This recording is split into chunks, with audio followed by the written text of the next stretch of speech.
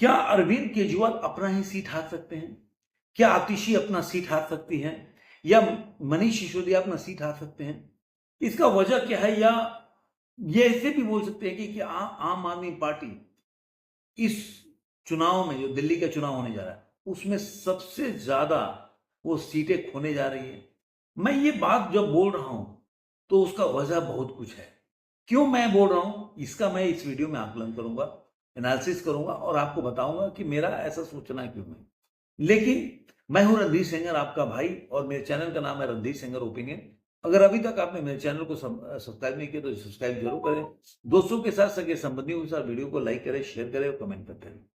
दोस्तों क्या है, जब से जैसे दिल्ली का चुनाव नजदीक आ रहा है और आपको पता है 8 फरवरी तक इसका रिजल्ट भी आ जाएगा, तो जिस तरह से चुनाव का हवा बदल रहा है और जिस तरह से मैं कई बार बोल चुका हूं कि इस चुनाव में अरविंद केजरीवाल जिस तरह से पैनिक दिखाई दे रहे हैं, वो बहुत कुछ बता देता अपने आप में। अभी देखिए, उन्होंने जितने भी उन्होंने ऐलान किए, चाहे वो जो पुजारी हैं उनको 8,000 रुपए का, या जिस तरह से अपने चुनाव पर जो क्षेत्र है, जिसको अपने केवल चुनाव क्षेत्र, कि किस तरह से मतदाता काटा जा रहा है और नए मतदाता के वोटर लिस्ट में नाम जोड़े जा रहे हैं, ये सब तो चलता रहा। लेकिन मैं ये किस लिए बोल, क्योंकि देखिए, जितना कांग्रेस स्ट्रॉन्ग से लड़ेगी, मजबूती से लड़ेगी, उतना आम आदमी पार्टी को इस चुनाव में घाटा होने वाला है।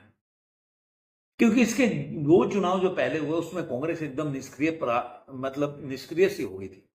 कांग्रेस के कोई भी नेता ऐसा नहीं लग रहा था कि उनको चुनाव लड़ना है।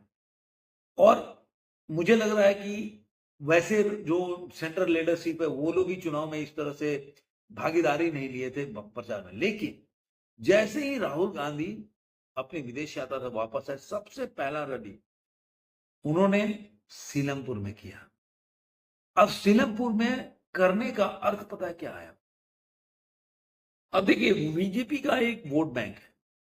मैं हमेशा से बोलता हूं बीजेपी के वोट बैंक में पूरी तरह से वो आज के टाइम में एकदम पकड़ है कि भाई ये लोग वोट देने वाले हैं। उसमें आपको 2-3% इधर उधर हो सकते हैं, कोई निष्क्रिय होकर वोट देने नहीं जाएगा, वो अलग बात है।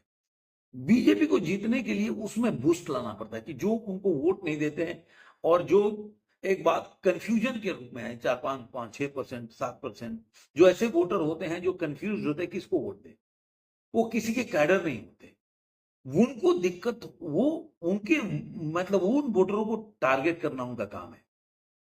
अब मेन जो एक आम आदमी पार्टी हो या बीजेपी के अगेंस्ट, आम आदमी पार्टी भूल जाइए, जो बीजेपी के अगेंस्ट में वोट देते हैं वो सबसे ज्यादा मुस्लिम मतदाता होते हैं, जो एकदम एकजुट होकर वोट देते हैं।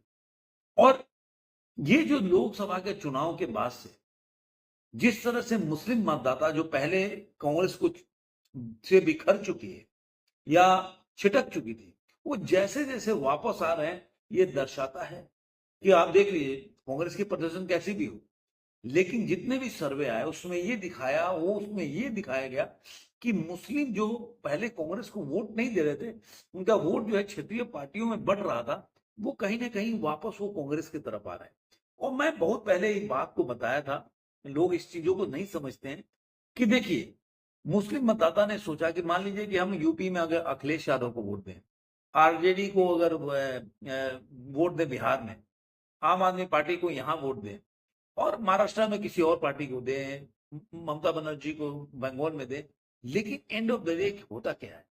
ना अखिलेश यादव प्रधानमंत्री बन सकते हैं, ना कोई आरजेडी का व्यक्ति प्रधानमंत्री बन सकता है, ना ममता बनर्जी प्रधानमंत्री बन सकती है। ये सब खाली पुलाव है कि आप बैठ के कोई गठबंधन बना लीजिए, इंडिया गठबंधन या इंडी गठबंधन जो भी है, वो इसके पहले भी महागठबंधन आ गया। लेकिन अगर कोई जो पूरे भारत में किसी का कैडर है, बीजेपी के बाद एक बड़ी पार्टी है, जो बोल सकते हैं कि बीजेपी के बाद अगर पूरे भारत में जिसका कार्यकर्ता हो, उनके ऑफिस हो, वो है कांग्रेस पार्टी। आम आदमी को छोड़कर, आम आदमी पार्टी को छोड़कर कोई भी ऐसी पार्टी नहीं जिसका दूसरा स्टेट में सरकार हो। आम आदमी पार्टी भले ही छोटी पार्टी हो, अभी की पार्टी हो, अलग पार्टी हो, लेकिन वही एक पार्टी है जिसका दिल्ली के बाद पंजाब में सरकार है। बाकी कोई भी पार्टी आप बता दीजिए कांग्रेस को छोड़कर कि कोई भी ऐसी पार्टी हो जिसको दूसरे स्टेट में सरकार है। तो अगर मान लीजिए कि आम आदमी पार्टी अगर मान लीजिए कि जीत भी जाती है तो आखिर वो क्या नरेंद्र मोदी को रोक सकती है? या जो मनमाफिक चाहते हैं मुस्लिम मतदाता कि उनके हिसाब से जो जिस तरह से वक्फ बोर्ड में बदलाव ना हो या सीए में बदलाव ना हो या एनआरसी जो भी उनके अपनी चीजें हो उसमें बदलाव ना हो, तो क्या ये पार्टियां रोक सकती है? नहीं। अगर वो ही जान गए कि अगर हम कांग्रेस के हाथ मजबूत करेंगे तो कांग्रेस इसको बीजेपी को रोक सकती है। इन पास्ट में देखेंगे जब आप बूथ में जाएंगे तो इसके पहले भी कांग्रेस जो अटल बिहारी वाजपेयी की सरकार थी कांग्रेस ने ही रोका। कांग्रेस ही इसमें सबसे बड़ी पार्टी। तो उनको लग रहा है कि नहीं, बीजेपी के अगेंस्ट में जो आज तक वो देते थे कि जो बीजेपी के अगेंस्ट में जीत रहा है उसको जिताना चाहिए, उसी में फायदा है। अब उनको लग रहा है कि नहीं, कि बीजेपी के अगेंस्ट में वोट देने से बीजेपी ही मजबूत हो रहा है। क्योंकि कोई भी पार्टी जो नेशनल लेवल पर मजबूत नहीं हो पा रही है जो बीजेपी को सेंटर में आने से रोक सके। बीजेपी के खिलाफ जितने भी आप लोगों ने मिलकर चुनाव लड़ा, लेकिन फायदा क्या हुआ? फिर भी बीजेपी कम से कम 240 सीट लेके आई और जिसकी वजह से आज भी सेंटर में उनकी सरकार है। और एनडीए को देखा जाए तो मोदी जी के नेतृत्व में या उनके फेस में चुनाव लड़ा 296 आए। तो कहीं ना कहीं उनको लगने लगा कि नेशनल पार्टी, अगर बीजेपी को एज ए नेशनल पार्टी रोकना है तो दूसरा नेशनल पार्टी कौन है? तो कांग्रेस है। तो अगर कांग्रेस के मजबूत को चाहे वो हारे या जीते, आज के टाइम में हम जैसे जैसे मजबूत करेंगे तो बाकी जैसे दलित मतदाता, कांग्रेस का एक टाइम में वोट था जो दलित और मुस्लिम मतदाता उनको वोट देते थे, कुछ ब्राह्मण लोग वोट देते थे, तो वो धीरे धीरे इनके साथ जो बीजेपी के समर्थन में नहीं है, न्यूट्रल है, वो इनके पास जाएंगे। और इस तरह से कांग्रेस एक बोल सकते हैं कि निर्णायक भूमिका में आ सकती है या मजबूत हो सकती है। इसलिए जो राहुल गांधी का सीलमपुर से जो उनका चुनाव का कैंपेन करना है, इस बात को दर्शाता है कि कांग्रेस ने अपनी स्ट्रेटेजी बिल्कुल चेंज कर दी और इसीलिए उन्होंने सीलमपुर से शुरू किया। वहां पे मेरे ख्याल से, मैं तो दिल्ली में रहा हूँ, 50% से करीब करीब वहां पे मुस्लिम मतदाता है उस कंस्टिट्यूशन। तो अगर मान लीजिए कि वो वोटर जो अगर बट जाते हैं तो ये मान के चलिए, अब इसमें दूसरा पक्ष भी आ जाता है कि अब अगर मुस्लिम मतदाता अगर कांग्रेस के तरफ जाते हैं, कांग्रेस को वोट देते हैं, चाहे वो मान के चले कि चलिए कांग्रेस जीता या ना जीते, भले बीजेपी जीते, लेकिन कांग्रेस एक मजबूत मतलब सेकंड पोजीशन पे है कि कल को जो बीजेपी के अगेंस्ट में जो वोट बट रहे हैं वो बटे नहीं, वो कांग्रेस की तरफ जाए, तो उसके लिए कांग्रेस का हाथ को मजबूत करना पड़ेगा। तो कांग्रेस के हाथ मजबूत करना, तो एक बहुत बड़ा मतदाता वर्ग जो है, जो बोलते हैं ना कि एकदम आपका वोट बैंक वो आपके पास अगर चला है, मुस्लिम मतदाता अगर कांग्रेस के पास चले गए तो उसी से बीजे मतलब आप कांग्रेस की स्थिति मतलब आप बोल सकते हो मतलब दिल्ली में सेकंड पोजीशन पे आ जाएगी। और जो बाकी लोग जो मान लीजिए कि जो नाराज हैं बीजेपी से, बीजेपी को वो अगेंस्ट में रहते हैं, जो हिंदू मतदाता है, जो बीजेपी को वोट दे रहे हैं, सिख मतदाता है, तो वो कांग्रेस के साथ जाएंगे तो उनका स्ट्रेंथ धीरे धीरे बढ़ने लगेगा। अब आते हैं जो लोग अगर आम आदमी पार्टी से नाराज हो कि आम आदमी पार्टी को वोट दिया लेकिन उनके हिसाब से उन्होंने काम नहीं किया, लेकिन वो बीजेपी को वोट देना नहीं चाहते, तो वो भी मतदाता वो कांग्रेस के पास जा सकते हैं।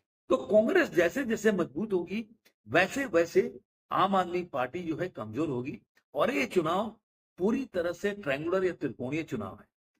आप मान के चलिए कि इस चुनाव में इस समय आम आदमी पार्टी के लिए जीतना बहुत मुश्किल है। मुझे तो लग रहा है कि उनकी हार होगी और अच्छी खासी हार भी हो सकती है। अगर ये डिपेंड करता है कि कांग्रेस कितना मजबूती से और कितना मुस्लिम मतदाता को या वोटर को अपने पास खींच सकती है। अब कांग्रेस के पास दो वोटर आ सकते हैं, एक मुस्लिम मतदाता, दूसरा वो जो बीजेपी के अगेंस्ट में वोट करते हैं लेकिन इस वक्त वो आम आदमी पार्टी से नाराज है, क्योंकि वो जानते हैं कि आम आदमी पार्टी ने जो भी वादे किए वो किए नहीं, चाहे भ्रष्टाचार के वादे भ्रष्टाचार पे हो या उनका स्टैंड कहीं भी ठीक नहीं रहा। काम के इंफ्रास्ट्रक्चर देख लिए, वो लोग देखते हैं कि भाई शीला दीक्षित ने अच्छा काम किया। तो ऐसे मतदाता जो बीजेपी के अगेंस्ट में है लेकिन ये भी मानते हैं कि आम आदमी पार्टी ने या केजरीवाल ने उस तरह काम नहीं किया, तो दूसरा वोट बैंक तैयार हो जाएगा जो कि कांग्रेस को वोट देगा। और तीसरा जो कांग्रेस का अपना वोट बैंक है, चाहे वो 3% हो, 4% हो, 6% हो। तो ये सब अगर वोट बैंक लेके चला जाए तो कांग्रेस कहीं ना कहीं दिल्ली में सेकंड पोजीशन पे आ सकती है। और यही जो वहां के राहुल गांधी से लेकर उनका थिंक टैंक का यही सोचना है कि अगर हम चुनाव अपने सोलो लड़ते जाए, क्योंकि अब जो मुस्लिम मतदाता जो है धीरे धीरे, आप कहीं भी उठाकर देख लीजिए, महाराष्ट्र से लेकर पूरे इंडिया में, आप यूपी में देख लीजिए, कहीं ना कहीं वोट शेयर जो है। और मैंने आपको बहुत पहले की बात है, जब मैंने एक सर्वे बताया था लोकसभा चुनाव के बहुत पहले, कि समाजवादी पार्टी ने एक सर्वे कराया था इंटरनली मुस्लिम मतदाताओं के बीच में। तो ये उस सर्वे के बाद उनको चौंकाने वाली नतीजे आए कि जितने भी मुस्लिम मतदाता हैं वो धीरे धीरे जो है वो कांग्रेस की तरफ आकर्षित हो गए, या उनके तरफ झुकाव उनका बढ़ता जा रहा है।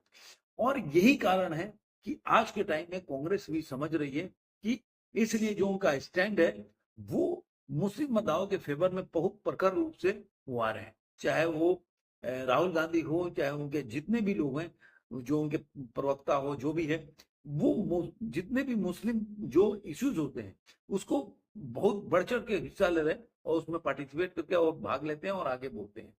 तो कांग्रेस को कैसे भी ये तीन चीजों को पकड़ना है दिल्ली में। और वो जानते हैं कि पूरी इंडिया में इस वक्त जो कहीं ना कहीं जो मुस्लिम मतदाता अगर उनके तरफ आ जाएंगे, और जो बीजेपी से हिंदू वोट बैंक है, जो बीजेपी से चिढ़ते हैं या बीजेपी को वोट नहीं देना चाहते, वो अगर आ जाए और कुछ कास्ट एक्वेशन बैठ जाए, तो फिर से वो एक नेशनल पार्टी या मजबूत पार्टी बन सकती है, जो भविष्य में जो अपने पैरों पर अपने कार्यकर्ता के साथ काम करेगी, तभी वो कभी सरकार बना सकती है। तो ये मेरा मानना है। इसलिए मुझे लग रहा है कि जो केजरीवाल को पता चल गया है, इसीलिए मनीष सिसोदिया और राखी बेलान का सीट बदला गया है। और इसीलिए देखिएगा 2-4 दिन में बहुत से ऐलान होंगे केजरीवाल की तरफ से, लुभावने वादे किए जाएंगे। ये बताता है कि केजरीवाल इस वक्त सबसे खराब स्थिति में दिल्ली में है, और वो चुनाव खुद भी अपना सीट ऐसा सोच रहे हार सकते हैं। बीच में खबरें आ रही थी कि 2 जगह से वो चुनाव लड़ रहे हैं, इसी का एक अहवज है। अभी तक ये डिसाइड नहीं हो पा, पता नहीं, अभी तक जो मैं वीडियो बना रहा हूँ कई बार लोग बोलते हैं कि वहां तो चुनाव लड़ रहे हैं, कहीं तो नहीं। तो कहीं ना कहीं है कांग्रेस केजरीवाल पैनिक मोड में। आने वाले दिनों में जैसे जैसे स्थितियां बदलेगी और क्या क्या घटनाएं घटेगी, तब उसके बाद मैं बताऊंगा कि आखिर मेरा सोचना कितना उसको बल मिल रहा है और कितना इस जो आकलन को हम आगे ले जा सकते हैं। आपको ये वीडियो कैसा लगा जरूर कमेंट बॉक्स में बताइएगा। फिर मिलेंगे ऐसे किसी वीडियो में। आज के अंत में इतना ही।